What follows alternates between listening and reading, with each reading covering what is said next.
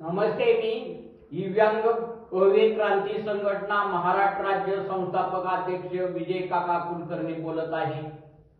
महाराष्ट्र राज्यातील माझ्या दिव्यांग बांधवांच्या न्याय हक्काच्या मागण्या मान्य करण्याकरता सोमवार दिनांक 4/5/2026 रोजी अकलूज येथून सकाळी 8 वाजता दिव्यांगाच्या न्याय हक्कासाठी मोर्चा निघणार आहे। पायपदरी यात्रा काढणार आहे। महाराष्ट्रातील दिव्यांग बांधवाची पेन्शन 6000 रुपये झाली पाहिजे। महाराष्ट्र राज्यातील दिव्यांग बांधवाला राजकीय आरक्षण मिळाले पाहिजे। महाराष्ट्र राज्यातील माझ्या दिव्यांग बांधवाला घरकुल बांधण्याकरता शासकीय जमीन मिळाली पाहिजे। अनाथ दिव्यांग आश्रम बांधण्यासाठी दिव्यांग संस्थेला शासकीय जमीन वाटप केली पाहिजे। महाराष्ट्र राज्यातील माझ्या दिव्यांग बांधवाच्या मुलांना पहिली ते संपूर्ण शिक्षण मोफत मिळाले पाहिजे।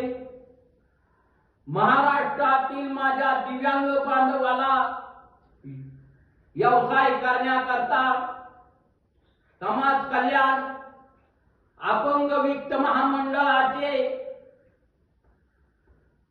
इनाम 5 लाख रुपये कर्ज मिळाले पाहिजे।